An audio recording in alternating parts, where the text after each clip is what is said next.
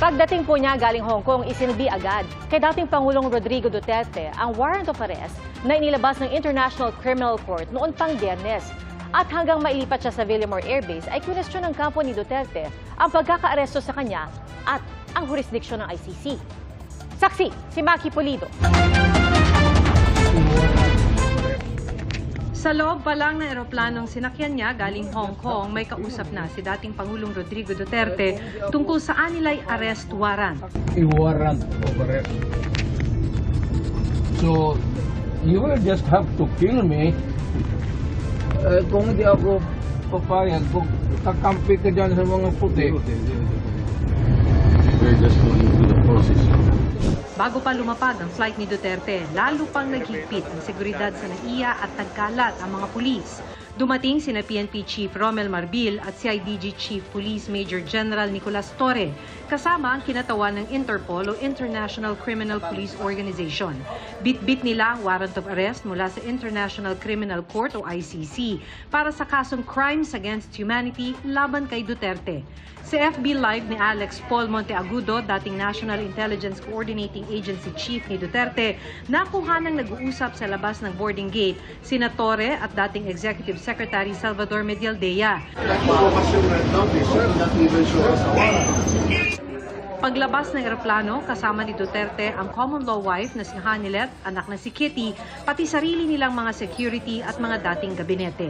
Nakunan sa Instagram Live ni Kitty ang diskusyon sa pagitan ni Duterte at Hanilet bago tumungo sa VIP area ng NAIA Terminal 3. Asa si Bingbong? Bong!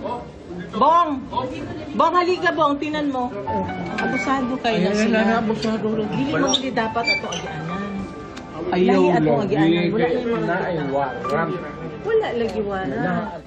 Isinakay si Duterte sa coaster ng PNP sa labas ng NAIA kasama sina Hanilet, Kitty, mga abogado at mga dating cabinet secretary niya. Mula airport, nagtungo sila sa Villamor Air Base kung saan binasahan ng Miranda rights si Duterte. By virtue of the warrant of arrest issued by the ICC for crimes against humanity. Sir, you have the right to remain silent. You have the right for counsel of your choice. Anything you say may be used for and against you in a court of law. And I want to ask you, sir, if you understand these rights. Of course, coming from you, it's very clear. Inusisa ni Duterte kung ano ang mga ginawa niyang krimen. Pursuant to Article 25(3)(a) of the statute for crimes against humanity and pursuant to Article 7(1)(a) of the same statute for murder committed in the Republic of the Philippines.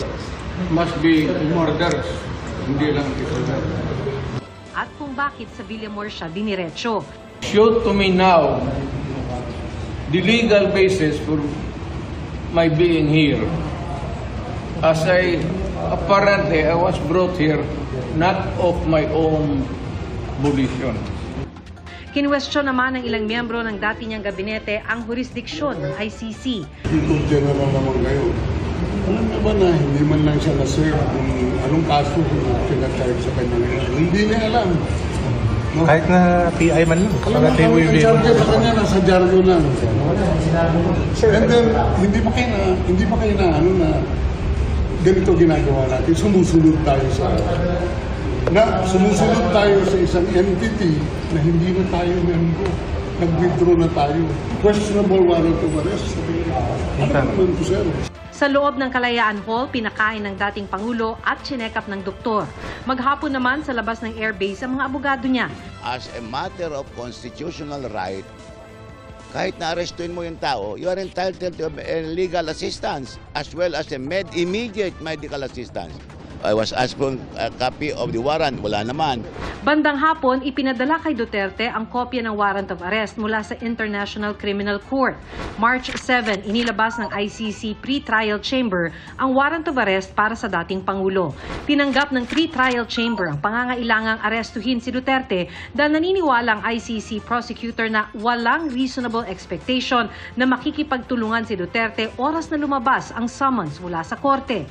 Pero dahil 2019 2019 pa tumiwalag sa Rome Statute ng Pilipinas at hindi na state party ng ICC. Interpol ang nagproseso ng warrant.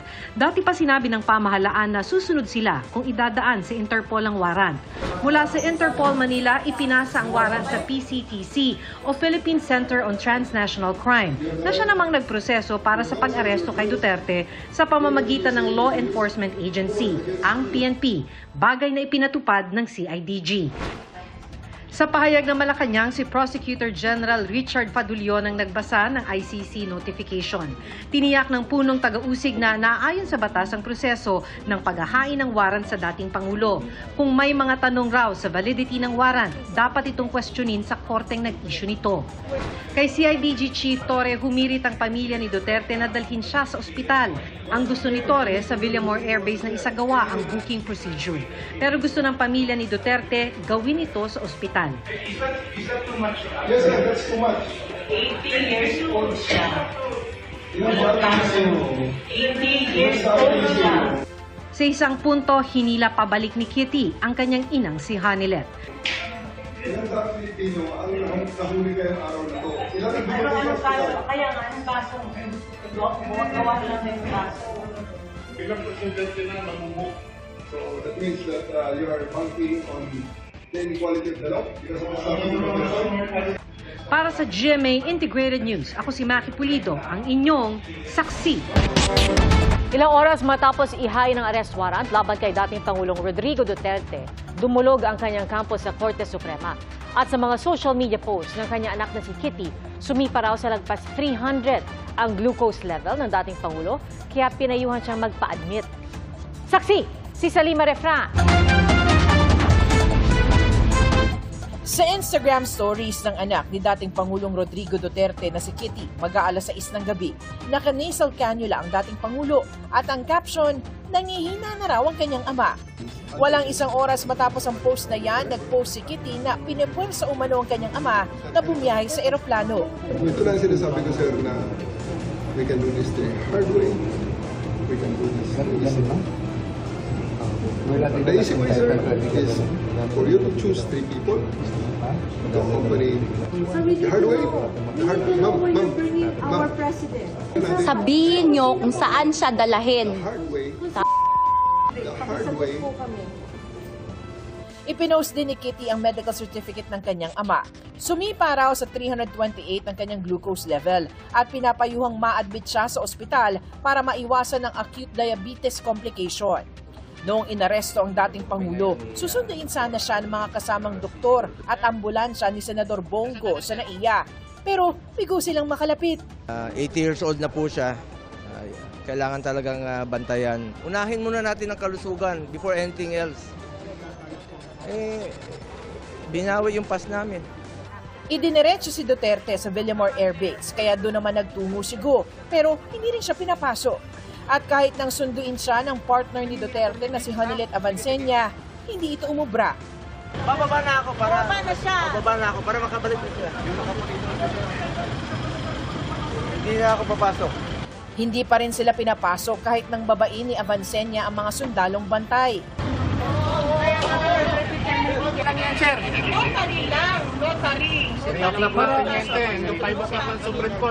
Yun po sir ang instruction.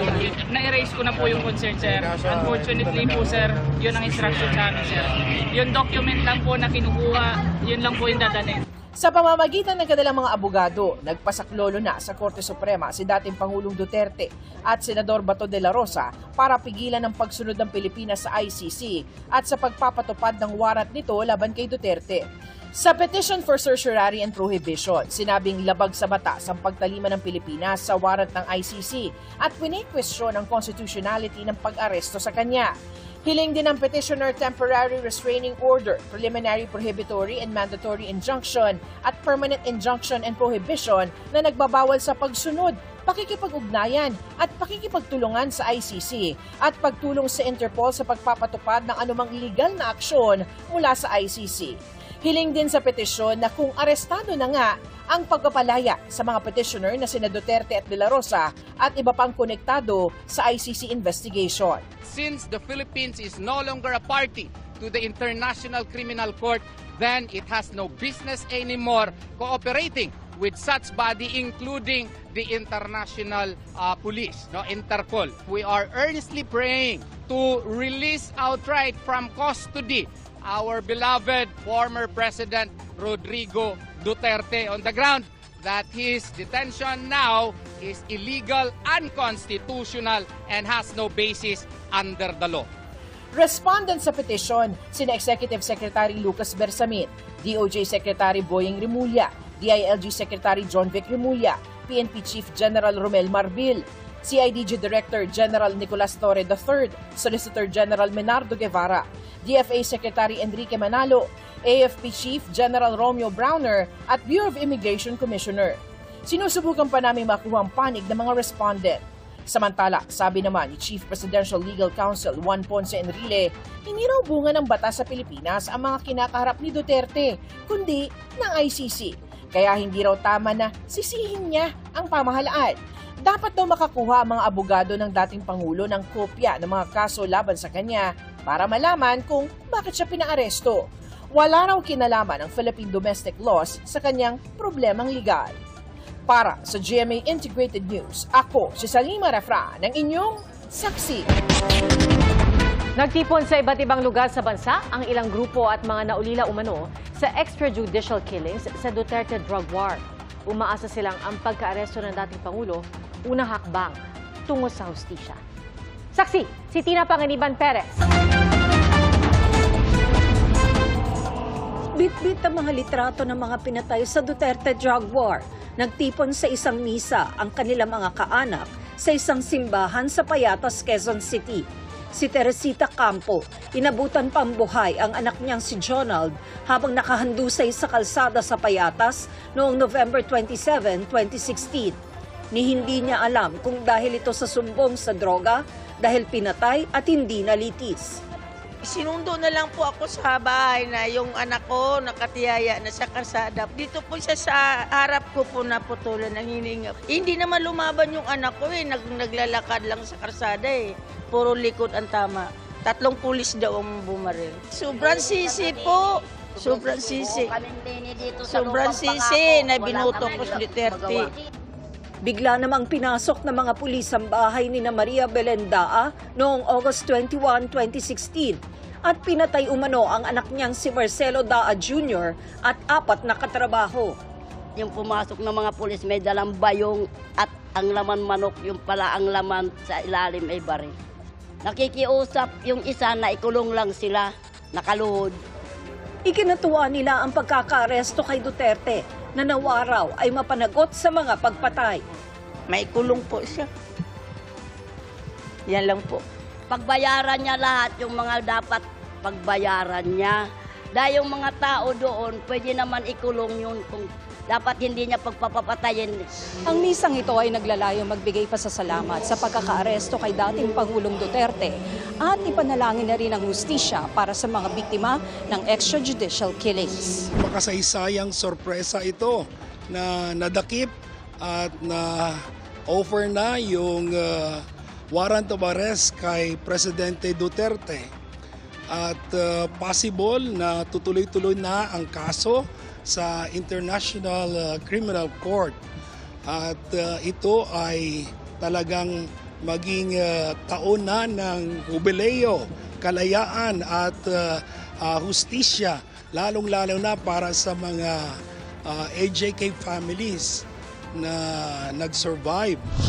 Sa hiwalay na misa sa Sacred Heart Parish, may mensahe rin ng tiyuhid ni Kian de los Santos, ang 17 anyos na ayon sa mga saksi ay kinaladkad ng mga pulis at kahit nagmamakaawa na ay binaril kinalaunan sa kanilang anti-drug operation. Yung aking ang pamangkin hindi nga nadala sa korte. Ang daming akusasyon na binato noong pinatay ito. Mapalad ang ating Pangulo dahil mabibigyan siya ng pagkakataon na ipagtanggol ang kanyang sarili. Ayon sa isa sa mga abogadong tumutulong sa reklamo, nangangalap pa rin ng impormasyon ang ICC. Investigation pa rin. Ito kasing itong stage ito, hindi pa siya kaso. Iniimbestigahan kasi ngayon sino ang may kasalanan. Ang hinihingi ng ICC ay impormasyon. Okay. Kung kaya niyang pumunta doon at ibigay yung impormasyon na tama at hindi magsisinungaling lang o magde-deny lang, ay aba, uusad tayo. Sa Welcome Rotonda, nagtipon din ang iba't ibang grupo at mga kaanak na mga pinaslang sa drug war.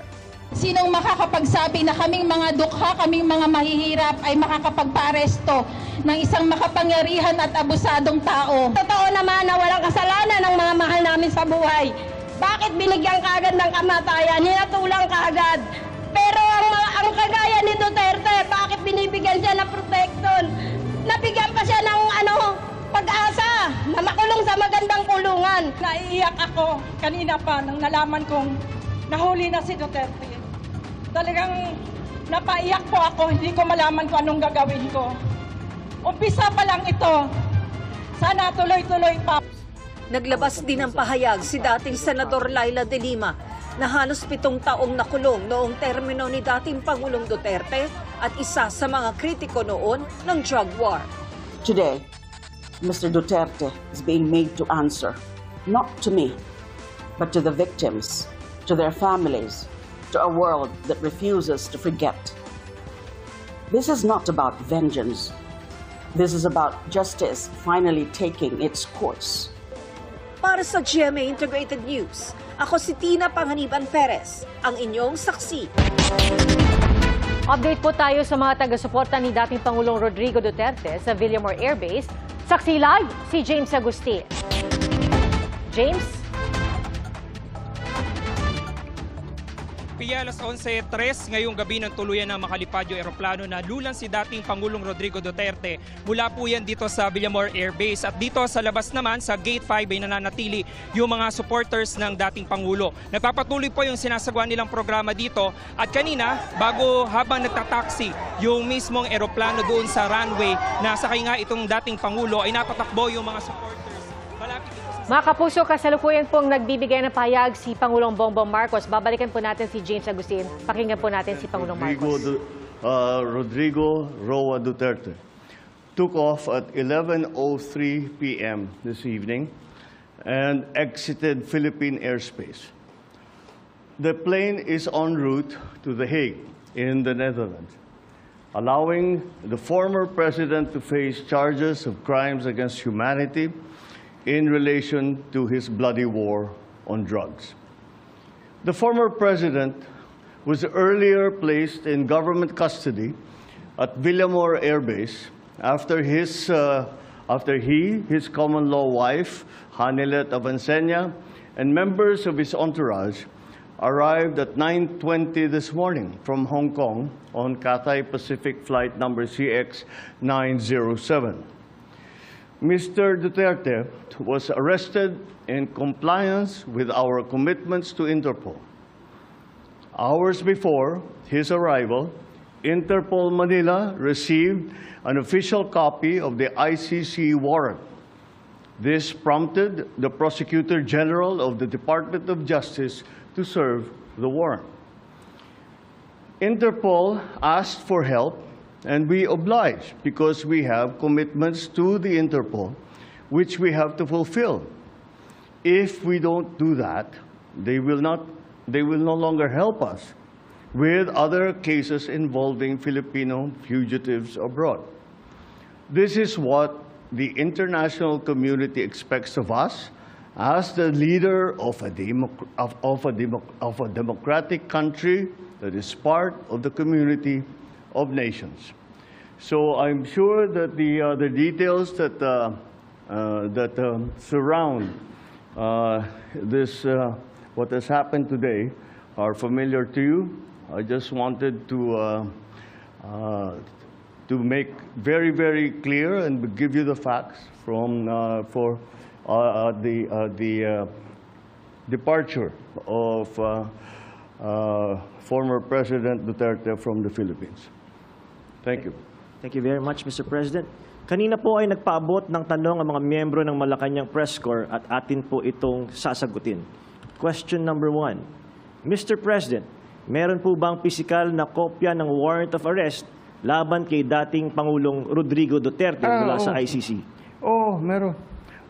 This came in Actually, it came in. I received it from Secretary Remulla. I received it at 3 a.m. last night, and I looked at it, and we went back and forth. 6:30, he wrote me again, and he said, "We have it already. We have the warrant of arrest from Interpol." And I said, okay, we'll put all our plans into place, and sige, let's proceed as we had discussed. Now, that's what happened. So yes, there is a very clear document that will explain that will explain the basis on how we conducted this arrest of former President Duterte. Sir, is it okay if we give them copies of the arrest warrant, photocopies of the arrest warrant? Would that be possible? Do we have limitations on that? We have the limitations, but we can. We have here the SILG, who has been, of course, part and parcel of the entire operation. We will provide the PCO with a digital copy. It has been attested by the Secretary of Justice and the Department of Justice as a lawful and legal warrant. We will publish it after this press conference, and you can use it as reference. These are, it's very simple.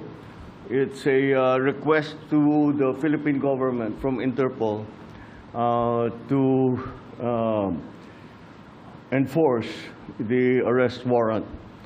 And of course, we comply with our commitments to Interpol. We did not do this because it was derived from or it came from ICC. We did this because Interpol asked us to do it. And we have commitments to them, and we lived up to those commitments. Sir, thank you, sir. Second question, sir. Mr. President, sinasabi ng kampo ni PRRD na unlawful arrest daw itong ginawang pag-aresto sa kanya. Well, we followed every single necessary procedure. We had a very good basis on which to serve that warrant and to read him his rights. We followed all the legal procedures that are necessary. So I'm confident that if in further examination, you will find that it is proper and correct. Sir, third question from the MPC. Mr. President, may violation ba ito sa ating soberanya, itong pagkaka-aresto kay dating Pangulong Duterte? No. Bakit naman? Dahil consistent naman tayo. Hindi tayo tumutulong sa investigasyon ng ICC. Meron tayong contact sa kanila, natural. Pero no, not on an official level. We didn't help them in any way. The arrest that we did today was in compliance with our commitments to Interpol. It just so happened that that came from ICC. But it's not because it came from ICC. It's because it came from Interpol. Pang-apat po na tanong, Mr. President, sinasabi po nila na ito ay political persecution lamang at may kaugnayan din daw sa 2028 elections.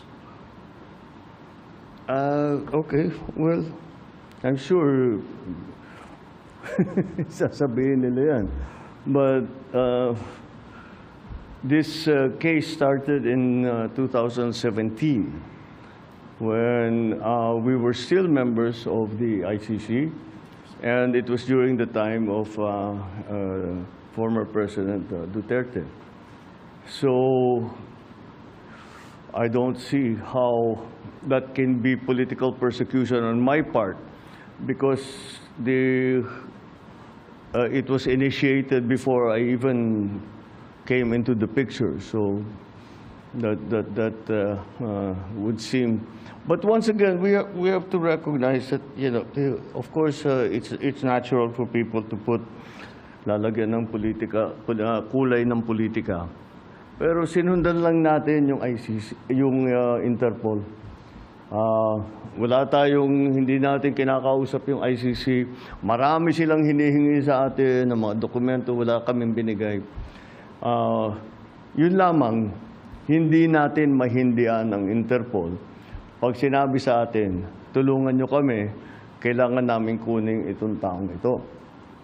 Dahil, kung maalala ninyo, lahat ng mga tumakas dito sa Pilipinas, kagaya ni Alice Go, kagaya ni Arnie Tevez, kung sino-sino pa, pati naman yung mga human trafficking sa Myanmar, pati sa mga nadadamay. Sinong tumulong sa atin para makita natin yung mga ating kababayan na inaapi at ginagamit sa masamang paraan? Ang Interpol. Kaya naman, dapat naman tayo, pagka sinabi sa atin, tulungan nyo kami sa ganito, tumulong kayo. Kaya naman, ganun ang ginawa natin. Maraming salamat, Mr. President, sa paglilinaw ninyo. You want to ask another question? All right, sure. Sir, there are calls for people power. There are, in fact, as we speak, protest actions ongoing. Would you like to address this? Mga kapuso, yan po ang pahayag ni Pangulong Bongbong Marcos tungkol sa pagsilbi ng arrest warrant laban kay dating Pangulong Rodrigo Duterte. Idiniin po ni Pangulong Bongbong Marcos na ang pagsilbi ng arrest warrant ay dahil hiniling ito ng Interpol at hindi dahil ito ay galing sa ICC or International Criminal Court. Ilang beses pong sinabi ni Pangulong Bongbong Marcos na ang request para isilbi o para ihain ang arrest warrant ay nanggaling sa Interpol at dahil mayroon tinatawag na commitment ang ating bansa sa Interpol ay wala raw siyang ibang magagawa kundi sundin o tuparin itong hiling ng Interpol. Sabi nga po ni Pangulong Bongbong Marcos, makailang beses na raw tayong tinulungan ng Interpol kaya marapat lamang na tuparin natin ang ating commitment sa Interpol. At sinabi rin ni Pangulong Bongbong Marcos na sinunod ng ating pamahalaan lahat ng necessary legal procedures para maisilbi ang arrest warrant laban kay dating Pangulong Rodrigo Duterte. At mismong si Pangulong Bongbong Marcos na rin ang nagkumpirma na ang eroplanong lulan si dating Pangulong Duterte ay papunta na sa The Hague, Netherlands at doon po haharap si dating Pangulong Rodrigo Duterte sa mga inihain sa kanyang kaso na crimes against humanity. At sinabi rin ni Pangulong Bongbong Marcos na hindi naman daw ito kaso ng political persecution. Idiniin rin niya na ito po ay nagsimula noon pang 2017 bago pa siya naging Pangulo at ang kaso raw ay nagsimula nung panahon pa nung nasa pwesto pa si dating Pangulong Rodrigo Duterte. Mga kapuso, maging una sa saksi. Mag-subscribe sa GMA Integrated News sa YouTube para sa iba't ibang balita.